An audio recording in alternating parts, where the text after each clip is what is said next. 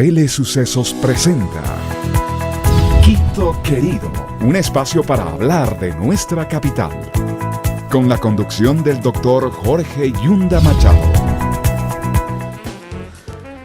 Saludos cordiales, amigos televidentes, bienvenidos a un programa más de Quito Querido, un espacio para ir debatiendo, hablando con especialistas en diferentes problemáticas que enfrenta la ciudad capital. Hoy estaremos hablando de la inseguridad. De acuerdo a las estadísticas que tenemos en nuestras manos, la población quiteña tiene preocupación por los niveles de inseguridad. De esto vamos a tratar con nuestros invitados. Adelante. Carla Álvarez, doctora de Estudios Políticos de la Facultad Latinoamericana de Ciencias Sociales, Flaxo, sede Ecuador, docente e investigador. Daniel Pontón, máster en Política Pública con mención en Gestión de Desarrollo por la Facultad Latinoamericana de Ciencias Sociales, Flaxo, sede Ecuador, docente e investigador. Ahí estamos con nuestros invitados el día de hoy. En el año anterior, en el 2017, se cometieron 45 robos por día, es decir, 2 robos por hora. Hay inseguridad en las paradas de los buses, en el transporte público. Carla, bienvenida. ¿Qué hacer? ¿Es este registro una realidad o a lo mejor es un subregistro porque la gente no siempre denuncia cada vez que es asaltada, cada vez que es robada? Bienvenida. Muchas gracias por la invitación. Definitivamente es una realidad y es un subregistro de lo que ocurre en la ciudad. Tenemos indicadores que por un tiempo bajaron, pero ahora están subiendo nuevamente. Están subiendo y hay un problema en las mediciones, en el acceso a la información, y también hay una percepción de la ciudadanía de que está siendo un poco violentada. Y no solo en temas de robos a personas, sino también en robos a autos, y en otros tipos de violencia, que es la violencia que genera la muerte, el homicidio, el femicidio. Entonces estamos teniendo una situación un poco compleja que amerita unas políticas y unos controles más adecuados que los que hemos tenido. Daniel, 254 robos en las paradas de las unidades de los corredores de la Ecovía, del trolebús, corredor suroccidental, se denunciaron en el 2017. De los que se denuncian, porque concuerdo con Carla, me parece que hay subregistro de lo que puede hacer. No todos tienen la paciencia o el tiempo de ir a denunciar un robo de unos audífonos, de un celular en la fiscalía y pasar todo el tiempo. ¿Es una percepción verdadera? Quito ya no está siendo esa ciudad franciscana. Bienvenido, buenas noches. Bueno, gracias, Jorge. A ver, el tema de las denuncias es una forma de monitorear el tema de la seguridad. Sin embargo, se tiene estimado que el 80% de los robos que se denuncian, que se perpetran en una ciudad, en Quito por lo menos, no se denuncia. O sea, es el 80%. 80%, o sea, son las cifras negras, sobre todo en robos, el delito común, el robo masivo. ¿Y esto podría dar a las autoridades un falso positivo? No, lo que pasa es que, bueno, es una de las formas, por eso le digo, el tema de la denuncia. Que al final de cuentas, si uno mantiene una serie de parámetros estables en el tiempo, puede dar un termómetro de cómo sube, pero bajo ningún punto de vista quiere decir que esos 500 y pico denuncias reflejan el universo del problema. Entonces, tendríamos que multiplicar por el 80%. Exacto. Entonces, tú para eso tienes que complementar con una serie de instrumentos de medición que un poco te permiten dar una visión más panorámica. En este caso son válidas las encuestas de victimización. Cuando yo fui parte del municipio hace varios años atrás, en el observatorio hicimos 2 encuestas de victimización. Tengo entendido que se ha hecho otra más, pero el problema ahorita es que en el caso de la ciudad, las estadísticas que se generan para el tema de la monitoreo, un tema altamente sensible en el tema de la población, es muy difícil acceder. El observatorio de Quito desapareció, prácticamente desaparecido, no sé qué hacen. Y eso nos pone en una situación bastante indefensiva a la gente, porque la seguridad es un problema cotidiano y la gente necesita estar informada. Se invierte muchos recursos, hay muchas acciones, por lo general el Estado dice que hace mucho, pero realmente lo que queremos ver es que los resultados de eso se están reflejando. Entonces, para eso necesitamos establecer un mecanismo de rendición de cuentas adecuado. Y para ello también necesitamos tener una comprensión global de lo que está pasando en el problema y establecer mecanismos de mirar de distintas ópticas y con distintos instrumentos el problema. Vamos a ir a las soluciones. Doctora Álvarez, si es que no está registrado todo lo que pasa en la ciudad capital, los robos a los vehículos, hay últimamente, yo he sido víctima de delincuentes que ingresan a la casa, amarran a tus familiares, se llevan todo y sigue pasando, sigue pasando. ¿Qué avances ha habido en materia de seguridad en la ciudad de Quito? Pues ha habido un cierto control en materia de robos y de violencia también. Las estadísticas muestran que entre el 2010 y el 2014 el índice de robos y también el índice de violencia tuvo un descenso significativo, que empieza a subir nuevamente entre el 2012 y el 2016 y el 2017 inclusive. Y hay un repunte significativo. Originalmente el descenso de las estadísticas de violencia estuvieron acompañadas de varias medidas, ¿no? De varias medidas como la reforma del Código Integral Penal, el control del consumo de alcohol en las ciudades. ¿Ha ayudado esas medidas? ¿Ha ayudado que haya más leyes, que haya más control de que los bares, las discotecas no puedan dar un servicio a los turistas porque solo en esta ciudad se ve eso, en otros países uno puede ir a un sitio de entretenimiento por las horas que sean, pero esas medidas, diríamos, prohibitivas, ¿ha ayudado a la seguridad? Sí, definitivamente sí. Algunas más que otras y depende del tipo de delito. ¿No es más susceptible a un asalto salir a las 2 de la mañana que salir a las 6 de la mañana de un centro, de una discoteca, de un bar? Uno es más susceptible de un delito, sí, en la noche, en las horas de la madrugada, pero más aún si uno va a tomar unas copitas de más, porque está más vulnerable. Muchas ciudades del mundo, muchas han tomado decisiones de control de consumo de alcohol y hora zanahoria para poder reducir los índices de violencia y lo han logrado a través de estas medidas. No son unas medidas negativas, más bien contribuyen, pero no son las únicas que se pueden tomar y hay que paliar los efectos de la violencia y de la delincuencia con otras medidas complementarias también. Vamos a ver unas estadísticas del tema seguridad. Amigos televidentes, hoy estamos en el programa Quito Querido con invitados especialistas en la materia hablando de la seguridad en Quito. Adelante. Actualmente Ecuador está entre los 5 países más seguros de Latinoamérica. Nuestra capital, Quito, cuenta con más de 250 unidades de policía comunitaria y alrededor 4.000 servidores policiales. Sin embargo, en Quito, al día se cometen 17 robos a personas. Al menos se roban 120 carros y 52 motos. Por cada 10 robos, 4 son robo a personas y 3 accesorios de vehículos. En el 2017 se reportaron 969 casos de homicidio en todo el país. 111 se cometieron aquí, en Quito. 16 fueron tipificados como femicidios. En el Distrito Metropolitano de Quito se atendieron alrededor de 50.000 casos de violencia de género, intrafamiliar, sexual y maltrato infantil. Las cifras evidencian que en nuestra ciudad se cometen 9 homicidios por mes. Y hoy en día, cada 80 minutos, un quiteño es asaltado. Damos paso a estudio. Muchas gracias. Ahí están las estadísticas alarmantes, Daniel. Yo creo que hay que tomar ya esos datos con alguna política de Estado, de los gobiernos seccionales, de las Fuerzas Armadas, de la Policía Nacional, de las instituciones y reducir esos índices. A ver, yo soy enemigo de plantear el tema que es necesario para reducir el delito.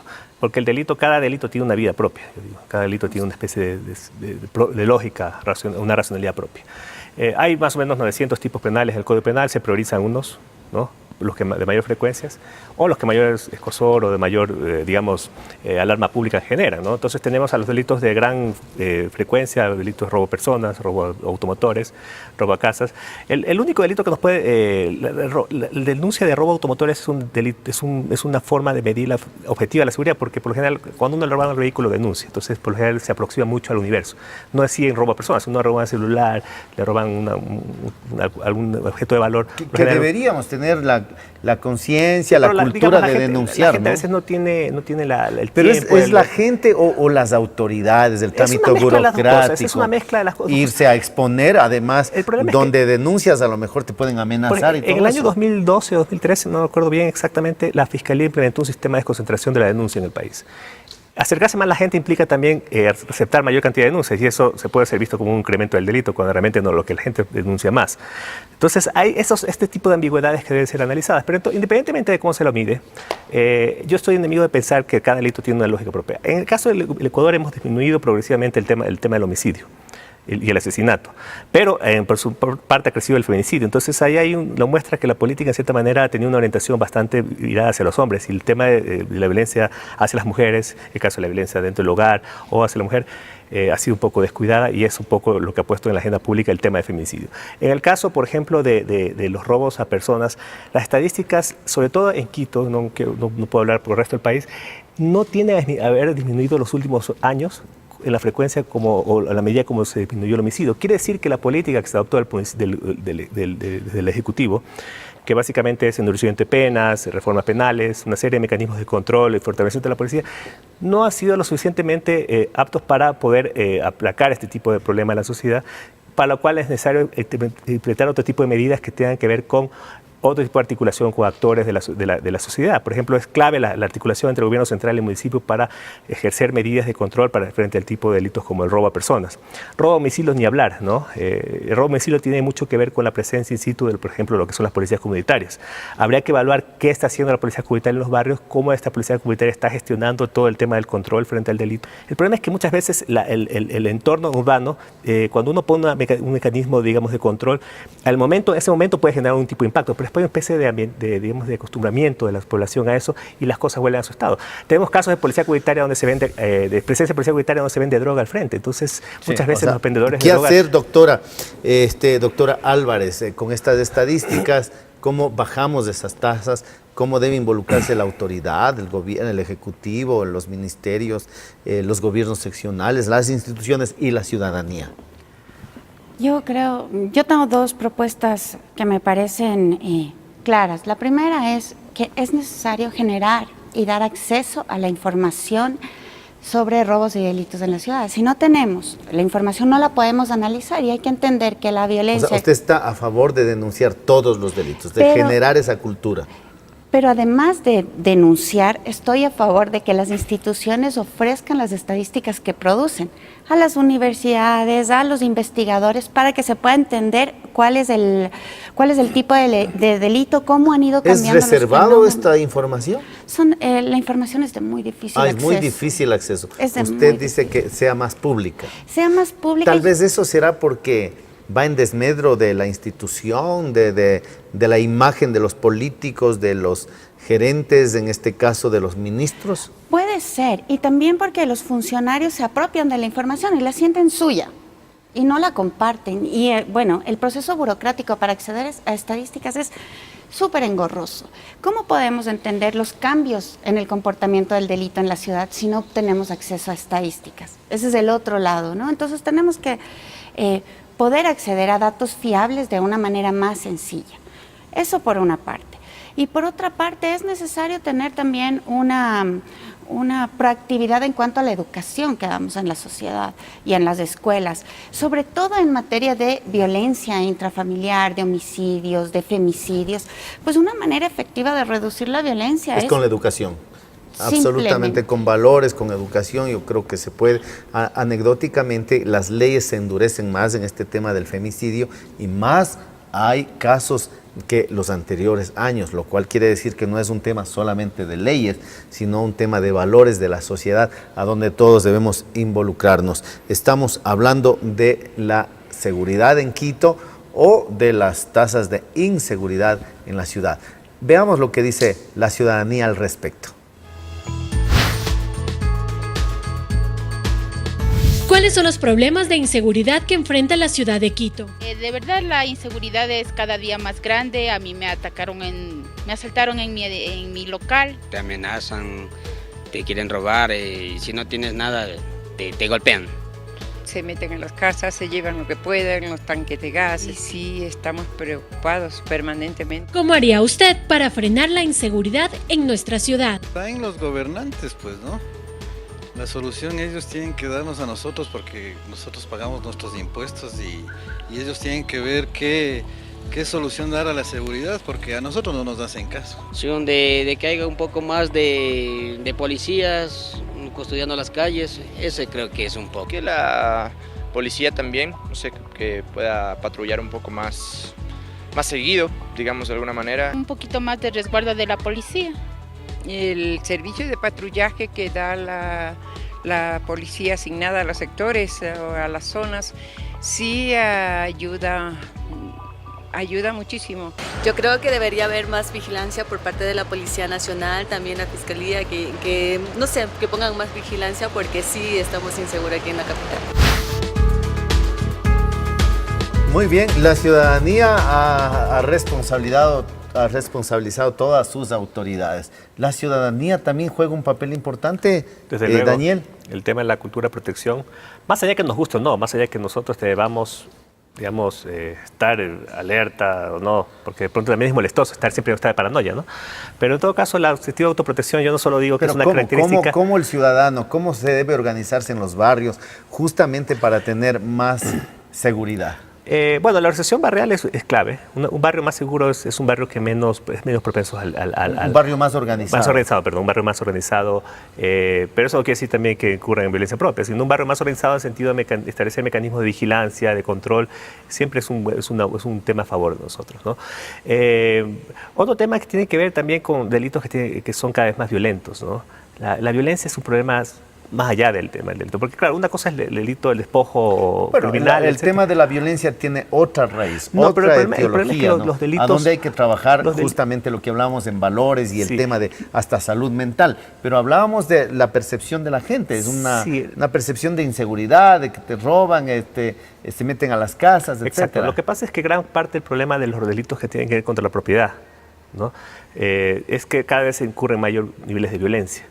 Y el problema no tanto es perder algún objeto, que desde luego es algo traumático. Sino a veces pierdes la vida por un celular. Pero puedes perder la vida, puedes verte vulnerado, lacerado tu cuerpo humano. Bueno, una serie de problemas.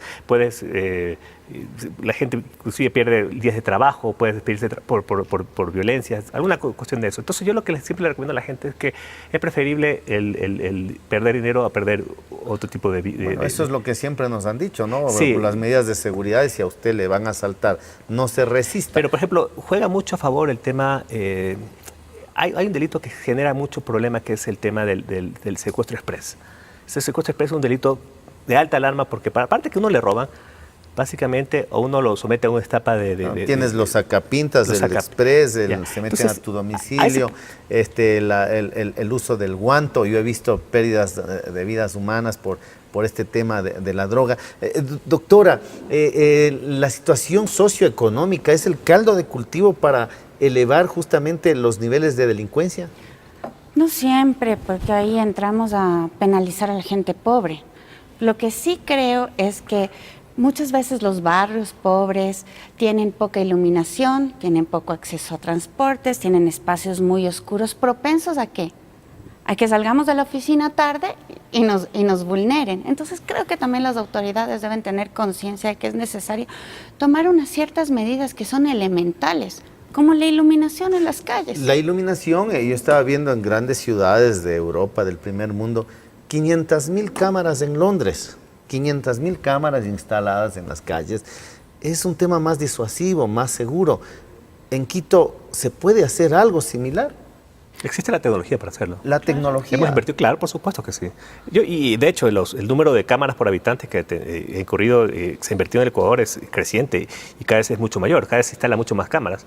El sistema del ECU 911 tiene una capacidad tecnológica impresionante. Es una capacidad que de pronto puede mejorar. Por supuesto que se mejora y se puede utilizar mucho mejor esa tecnología y los recursos están ahí. Es una inversión inteligente en ese momento, ¿no? Ahora, la inversión en tecnología es una cosa. Y que es costosa y necesaria, importante además. Pero la iluminación en las calles es mucho más barata. La iluminación, ahora que tenemos hidroeléctricas, me parece importante la iluminación, las cámaras, el control trole, y el mantenimiento. En las paradas del trole. Cuando descendemos del trole y tenemos que después caminar hacia la casa, pues eso debería estar iluminado. Reduciría un montón la violencia si solo tomáramos esta medida tan simple. Muchas veces dice el alcalde no tiene que ver con seguridad, eso es el Ministerio del Interior, pero es la primera autoridad de cada una de las ciudades. Creo que Quito en cierta medida nunca no pensó así, yo creo que el alcalde actual ha pensado así, eso ha sido el gran problema de él, de desembarazarse una serie de problemáticas que ya anteriormente han sido asumidas. La Secretaría de Gestión de Seguridad del municipio, casi el 80% o 90% de su actividad se dedica a la gestión de riesgos, que no quiere decir que esté mal, pero hay un componente importante que tiene que ver con la seguridad ciudadana, ¿no? Y la gestión, la labor del alcalde es fundamental. Y la Constitución lo prevé inclusive, ¿no? Que es coordinación. Tiene que ver con el tema de regulación del espacio del suelo, ¿no? Tiene que ver con el tema del espacio público, tiene que ver con una serie de mecanismos de manejo, de optimización, por ejemplo, de parques. El tema de los parques es fundamental, por ejemplo, queremos que la gente se apropie del espacio público. Los parques es un mecanismo interesantísimo para generar cultura ciudadana, de que la gente se conozca, intercambie. Hay mucho que hacer. Los parques, los mercados, las ligas barriales, me parece que son espacios para generar actividad positiva y luchar, ¿no? Y barrios seguros, donde se conocen unos con otros, donde se pueden dar la mano y tener alertas, sistemas de alerta comunitaria y temprana. Señoras y señores, hay otro tema también. Cuando ocurre un delito, 8 de cada 10 quiteños afirman que la actuación de la policía es regular o mala, es decir, usted denuncia un delito, pues ahí queda en el papel, le dicen que le van a asignar un agente, lo digo inclusive que lo he vivido, ese agente nunca lo hemos conocido y nunca se da solución, solo queda en la denuncia. Esa es la percepción que tiene la gente. ¿Cómo mejorar esto, Daniel? Y con la conclusión final, agradeciéndoles a ustedes por haber estado en este programa. A ver, tengo entendido que la evaluación del trabajo policial en los últimos años comparado ha mejorado, pero siempre es un tema que está recurrente y puede deteriorarse muy rápidamente, ¿no? Si eso está pasando es lamentable porque se habían logrado niveles adecuados. La policía es un actor clave en este caso. La mística de servicios del policía al ciudadano es un rol fundamental. Ellos no están tratando con una persona normal, están tratando con una víctima cuando sucede un evento de esto. Entonces, la preparación psicológica que tiene la policía, la capacidad de mística de abordar, de apoderarse del problema, juega mucho a favor de la imagen de la policía. También una mejor organización institucional al respecto, que tiene que ver con recursos, una mejor planificación operativa en el territorio, pero básicamente un elemento sustancial que es trabajar en el tema de la formación. La formación es a largo plazo es lo que puede permitir a la policía tener ciertos niveles óptimos de trabajo con la ciudadanía, ¿no? Y mejorar su confianza. Muchísimas gracias, doctora. De igual manera, su conclusión final en este tema que hoy hemos tratado. Bueno, Dani ha hecho una buena conclusión. Yo reforzaría, ¿no?, de que es necesario que la policía tenga una formación con un enfoque de derechos humanos, de género, incluso para levantar los cadáveres de las víctimas a veces. Tiene que tener un enfoque de género adecuado, tiene que tener un enfoque y una preparación para tratar a las víctimas, ya sea de robo o de una violencia mayor.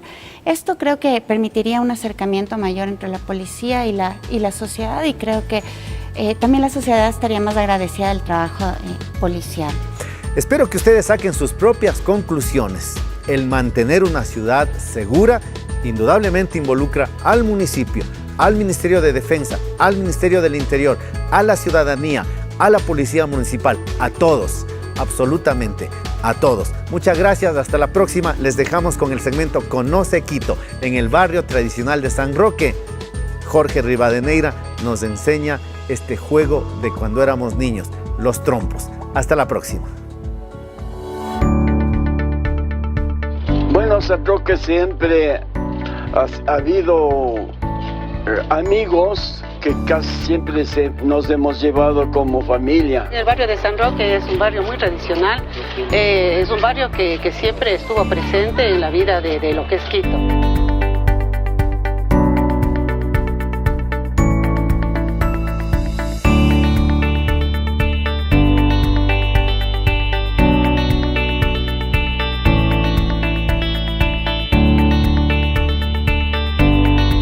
Calles llenas de recuerdos, casas tradicionales y gente alegre. Hoy recorre junto a nosotros el barrio de San Roque.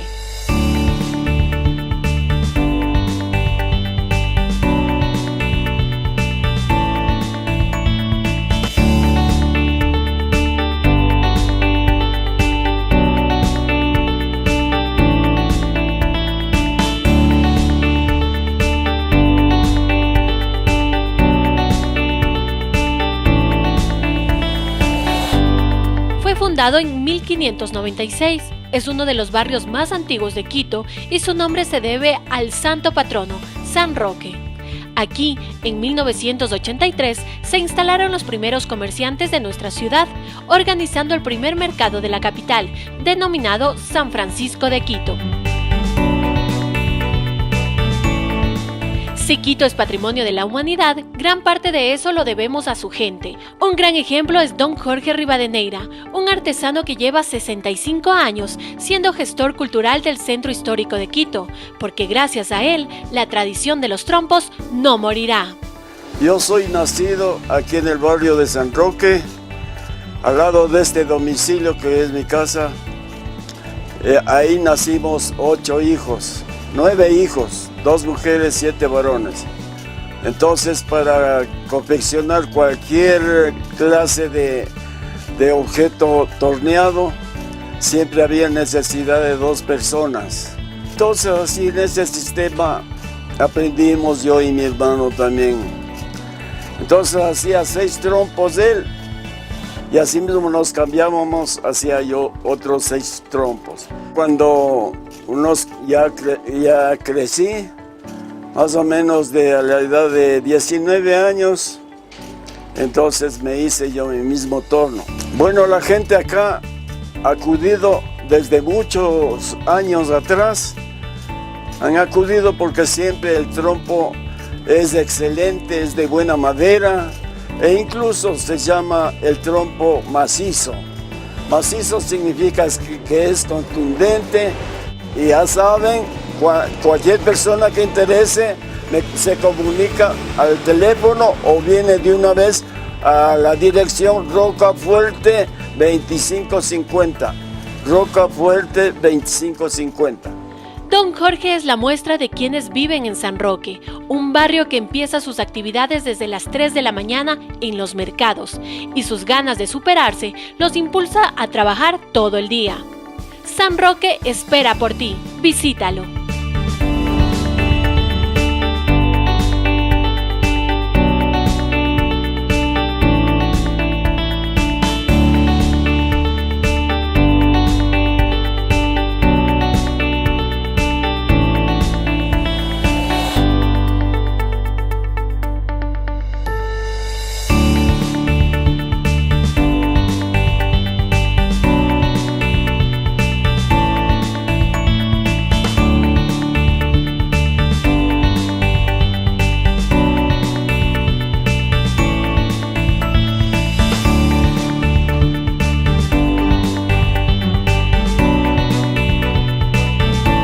Telesucesos presentó Quito Querido, un espacio para hablar de nuestra capital, con la conducción del doctor Jorge Yunda Machado.